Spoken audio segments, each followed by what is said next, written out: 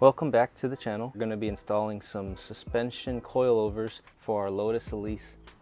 Right now we're running stock LSS suspension.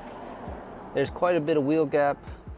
It's not as comfortable as we'd like it to be because the mileage is at 120,000, so there is some wear and tear in the suspension components.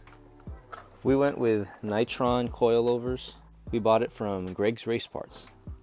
Looks like they're custom built, and we have spring rate of 425 in the front and 550 in the rear. These are the NTR fast roads, which is good for the street since we don't really track it too often. And the build quality is very nice. Lightweight aluminum and titanium. You can see this is the nicest quality suspension coilovers we've ever had. We've always run BC coilovers before, and I can tell you these are much better quality than BC Racing.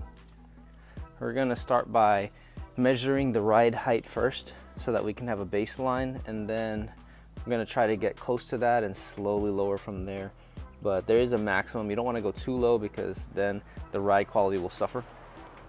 So it looks like the bottom of this side skirt is measuring at 125 millimeters. And of course this side skirt runs a little bit lower than the actual car. So keep that in mind when you're trying to compare it to other numbers. You're just gonna have to go with your own baseline numbers when you have a wide side skirt like this. And looks like the rear is just at 12 centimeters, so a little bit lower in the rear. We are at a slight decline because we're on a driveway. Ideally you want to do this on a flat ground, but at least you have your baseline numbers. If you want to be thorough, you want to try to measure it from the jacking points underneath the car, but I can't really reach it. I don't have a tool that can to measure, so I'm just going to use the side skirts as a baseline.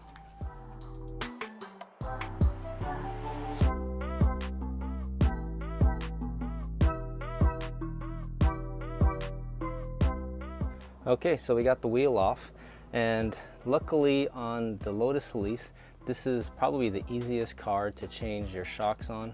It's just 2 bolts, one up here and one down below, right over here. So you just remove those 2 and then you can take it off and swap the new one, and super easy.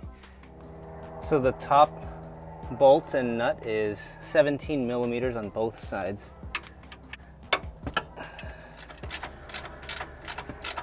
Here's the top one, and here's the bottom one, and they both have washers and lock nuts. So this is the stock front one, super easy to take out. These are the 2 fronts compared side to side. You can see the shock body is much thicker on the Nitrons compared to the Bilsteins, and the length of it is overall shorter. But since the spring on this is stiffer, it allows you to run a lower height spring without getting too low to the ground. 4 pounds and 15 ounces. 4 pounds and 7 ounces. So the Nitron is about 6 or 7 ounces lighter, which if you add them all around makes quite a difference in unsprung weight. Let's go ahead and install this new one on. I'm just gonna leave it at the factory set height for now, and then we can adjust it around later. If you wanted to adjust the height on this, you just use the supplied tool, put it in this little circle here and loosen the locking collar. This top collar here you can lengthen or shorten depending on which way you want to go. So if you thread it up, it's lengthening it, and if you thread it down towards the sign here, it's lowering the ride height. We're gonna keep it where it's set at right now. I checked all of them and they're all even. The new Nitrons come with this adapter. Because they are wider, you have to install this, which replaces this one right here, and it looks like it's held in by 2 13 millimeter bolts. Take that out and then bolt the new one in. All right, I'm gonna go ahead and test these adapters that I took off the car for the front coilovers. 12.4 ounces. Here's the new one. 9 ounces. So definitely lighter, so we're getting more weight savings, which is good.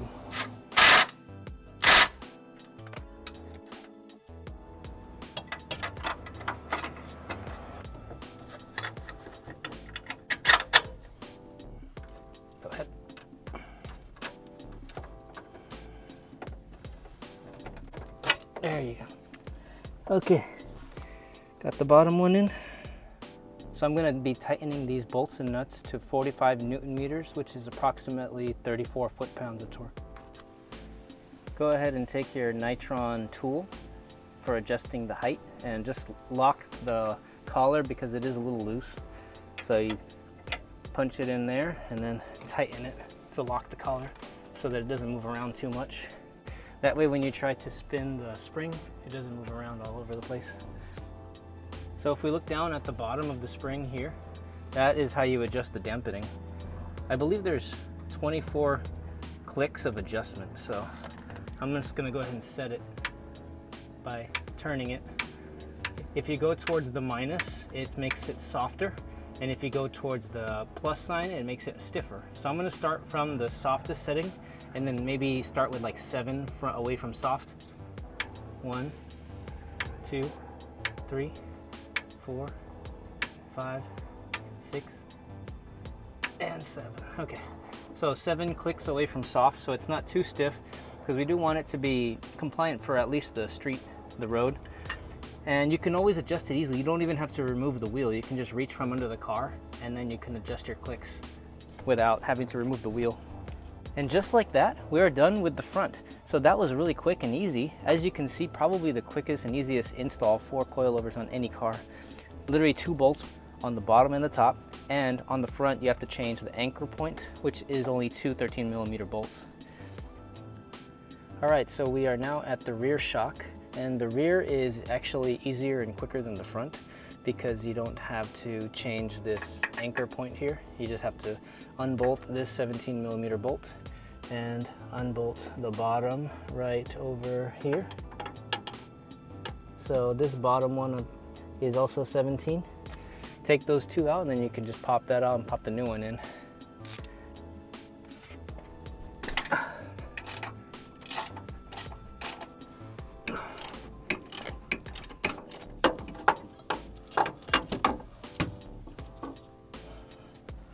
And we got the old one out.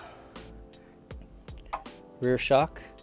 So the rear shock weighs about 6 pounds and 4 ounces. Wow, that's a big difference.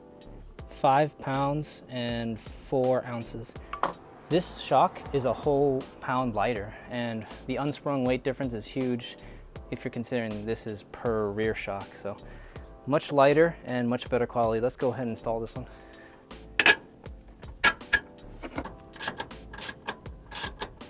And just like that, we've got the Nitron coilover installed. This literally took about 5 minutes for the rear. I'm gonna go ahead and do the other side, and then we'll just put it back down and see what it looks like. So far, very easy install, looks super high quality, and I'm very happy with just how light they are. The weight savings is great, especially for a Lotus, where simplifying and adding lightness is their motto. This is definitely gonna help the unsprung weight. About an hour and a half later, and I just finished all 4 sides. This is the side profile now, and I didn't adjust any of the height settings yet. And I think it looks perfect. Maybe I might go a slight bit lower, but I'm very happy with where it's at right now. We do have to drive it a bit to let it settle though, so it might go even lower. We will see. But make sure before you go to get your alignment that you drive it around for a week or 2 to let the spring settle, and make sure you're happy with the height, because every time you change the height you have to do alignment again, and alignment on these cars are not cheap. All right, I just drove the car back and forth on the driveway 4 times, and let's see how it settled. Oh yeah, it's definitely lower than the original setting. Before I could easily fit 2 fingers, now the 2 fingers are very snug. The passenger rear is slightly lower, about 5mm lower, and passenger front is about 5mm lower. I'm gonna leave it here for now, drive it around and let it settle, and then I'm gonna take it to Track Spec in Fremont of the Bay Area. I'll have them do an alignment and maybe a corner balance. So we're gonna go ahead and test drive the car and just see how much better the comfort is, how much compliant the suspension is. Since the shock body is thicker, I anticipate this is gonna be much more comfortable ride than the original setup. Okay, first drive with the Nitron coilovers.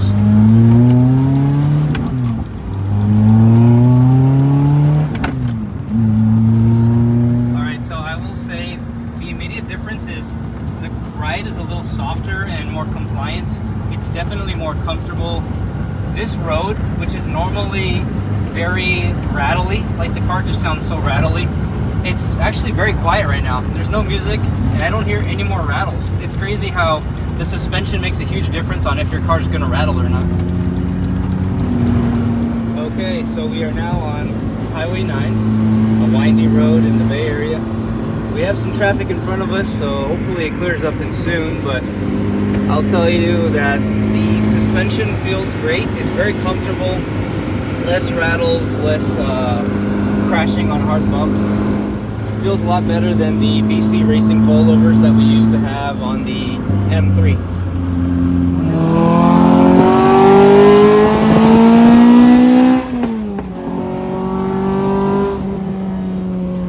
Yeah, and it definitely handles better. I feel like there's more control now. It's not as jumpy. The bump steer is less too. I feel like I never have to press the brakes anymore when I make a turn.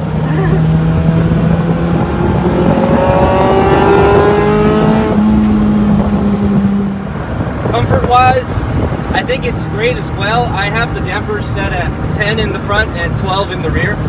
If you want to go stiffer, you can. There's room both ways. I'm still playing around with the perfect setting before we even get the alignment done. Alright, let's give it a little downshift.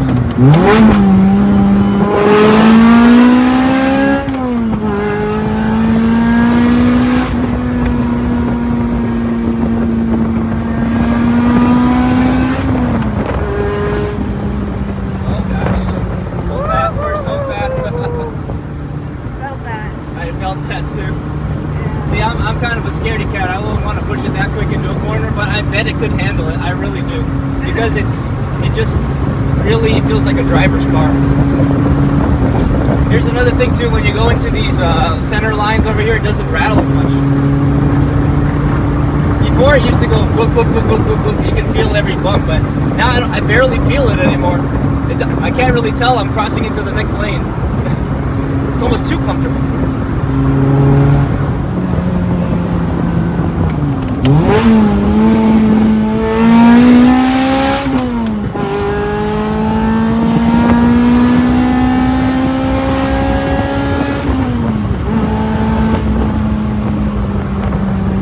Wow, that's one word to describe it.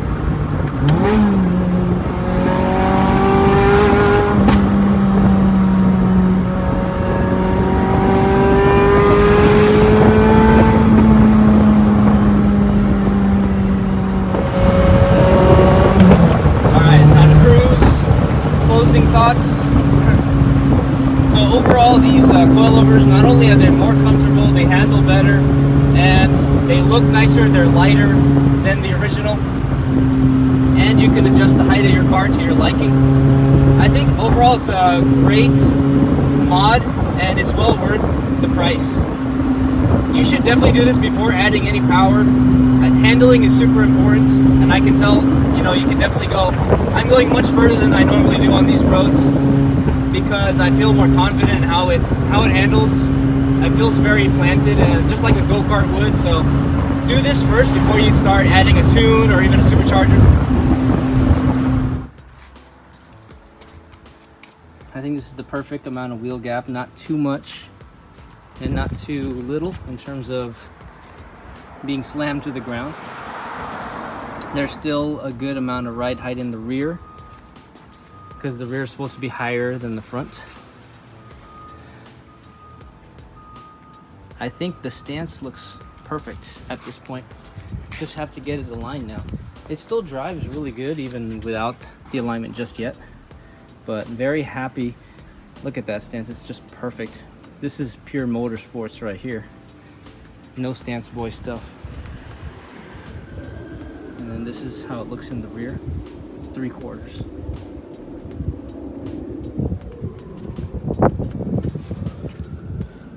So barely fitting about 2 gaps. It's a little less than 2 fingers on this gap in the rear.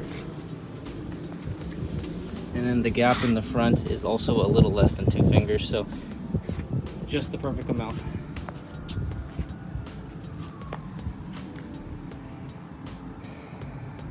Thank you so much for watching, and I will see you guys on the next video. Have a good evening.